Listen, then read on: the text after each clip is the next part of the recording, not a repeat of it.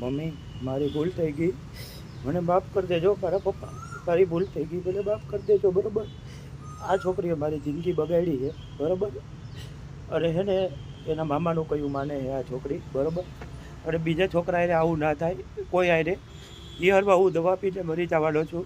બરાબર, આ જિંદગી 5 દિવસમાં મારી આ છોકરીએ જિંદગી બગાડી છે. બરાબર, એટલે હે ને મમ્મી તમે કંઈ બીજું કંઈ તમે કોઈ આ ડોરું પગલું ન ભરતા.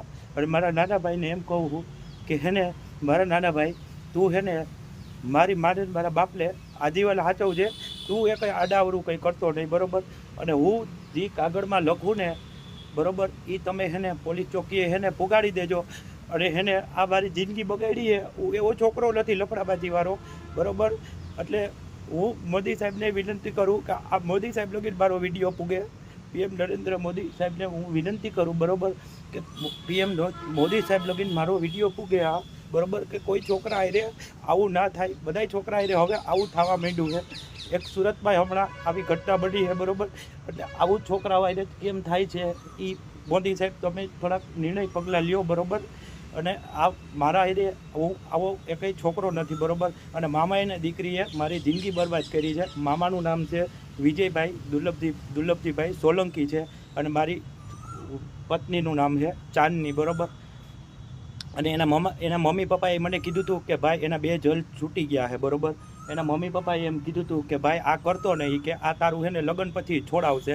અને આ મામો દીકરી બે ભેગા રહી છે અને પૈસા પડાવવાનું કામ કરે છે. બરાબર, એટલે એને સજા થવી જોઈએ તો જ મારી આત્માને શાંતિ મળશે. બરાબર, આ લગન મારી આત્માને શાંતિ નહીં મળે અને મારી લાશ સંભાળવામાં આવશે નહીં. અને હું કાગળમાં લખી લઉં, કાગળમાં લખીને જઈશ. બરાબર, એ પોલીસ ચોકીએ અમારા ઘરના સભ્યો અને અમારા કોઈ આજુબાજુવાળા હોય અમને સાથ સહકાર આપવાવાળા વિનંતી કે હે ને મારા ઘરના સભ્યને હે ને ત્યાં તમે હે ને ત્યાં પોલીસ ચોકીએ પુગાડી દેજો. અને આ મામાને આ ભાણકી ઉપર કાયદેસરની કાર્યવાહી થાય. બરાબર, અને એને જેલમાં જવું પડે તો જ મારી આત્માને શાંતિ મળશે. બરાબર, એટલે હું આ પગલું ભરું છું આડું અવરું.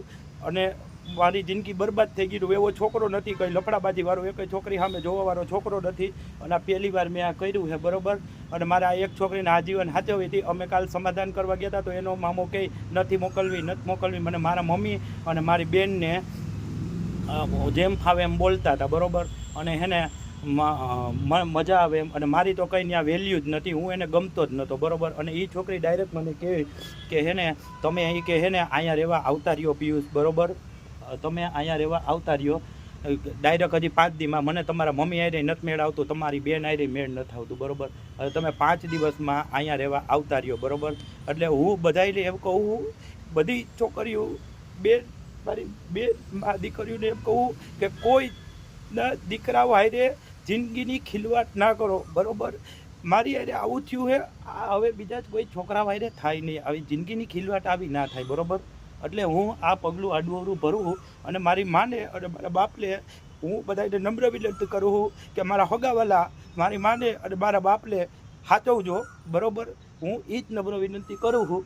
મારી માને અને મારા બાપને હાથ ન આવે, મારા ભાઈને અને બરાબર મારી બેનને અને મારા બનાવીને કોઈને હાથ ન આવે. અને આમાં જેને અને ફોન કર્યા છે ને એ બધા મારા દોસ્તાર જ છે. એટલે એનું કંઈ તમે ઓલું કંઈ લેતા નહીં કે આ છોકરા હશે આમ. એટલે એ તો મને આ બધું સમજાવવા હાટું બધા ફોન કરતા હોય કે એ તો ગઈ તો માંગી. બરાબર, એ ગઈ તો માંગી. પણ હેને આ તો હું એવો માણસ છું કે એને મારી જિંદગીમાં આખો એને કલંટ લગાડ્યો છે. બરાબર, અને મારી જિંદગી બેકાર કરી નાખી. એનું તો 2 વાર જલ તૂટી ગયું હતું અને 3જી વાર અમને કે અમે ભોળા છીએ. બરાબર, એમ કરીને મને યારે આવું કર્યું ને 5 દી પછી કે એના મામો મોકલતો જ નહોતો. એ કે ગુરુવારે તેડી જાઓ, સોમવારે તેડી જાઓ, પછી કે ભીમ 11 તેડી જાઓ. પછી કે છોકરી કે અહીં તમે રહેવા આવતા રહ્યો. એ કે 5 દીમાં એ કે મારે કે મને એ કે 5 દીમાં એ કે હે ને નથી ગમતું. એ કે એટલે 5 દીમાં એ કે તમે અહીં રહેવા આવતા રહ્યો. મને તમારા મેમી આરે મેળ ન આવે અને તમારા પપ્પા આરે અને તમારા બેન આરે મેળ ન આવે. એ કે તમે અહીં આવતા રહ્યો. એ કે નોખા જેતપુર. એટલે જેતપુર આવવાનો મતલબ હું જુનાગઢમાં કીધું હોત તો હું નોખો થઈ જાત. બરાબર, તો મારું ગામ જુનાગઢ છે તો હું જુનાગઢમાં કીધું હોત ને તો એવું નોખો થઈ જાત. તો આ તો મને જેતપુરનું કીધું. તો જેતપુર મારે કેમ જવું હતી 5 દિવસમાં? બરાબર, તો મારી છોકરીને સમજવું, એ છોકરી એની મામા આરે એને લફરું છે. છે બરોબર, અને છોકરાઓની જિંદગી બગાડે છે બરોબર. એને 2 વાર તો જલ તૂટી ગયા છે બરોબર, અને 3જી વાર મારી હારે લગ્ન થયા બરોબર. અને મારી હારે આવું 5 દિવસમાં મારી જિંદગી મેં એને એવું રાખ્યું એ કે મને 2 દિવસમાં ઘરમાં મને ઓલું થાય છે, ગરમી થાય છે, તો મેં એને ડાયરેક્ટ 40,000નું હપ્તે મારે નથી પુગાય એમ તો મેં એને હપ્તે એસી રખવી દીધું બરોબર. એટલે આવું એટલે કોઈ આરે ન થાય, અને હું આવું કઈ આરે ન થાય ને મારો આ વિડીયો છે ને મારા મોબાઈલમાં છે, એટલે એને ઇન્સ્ટાગ્રામમાં હું મરી જાઉં ને એટલે મારા ભાઈને હું કહું છું અથવા મારા મામાના છોકરાને કહું છું કે એને આ ઇન્સ્ટાગ્રામમાં ફોલો ઉપર જવા દેજો, અને મોદી સાહેબ લગીને પૂગે એવી મારી નમ્ર વિનંતી કે આ કોઈ આવા છોકરાઓને કઈ વસ્તુ ન થાય. બધાય છોકરા ખોટા ના હોય. મોદી સાહેબ એને નરેન્દ્ર મોદી સાહેબ, PM સાહેબ, આપણે મુખ્યમંત્રી સાહેબ, આપણે હું તો મને આમાં કંઈ જાજી નથી ખબર પડતી, પણ આપણા વડાપ્રધાન હોય ને આવા છોકરા બધાય ના હોય.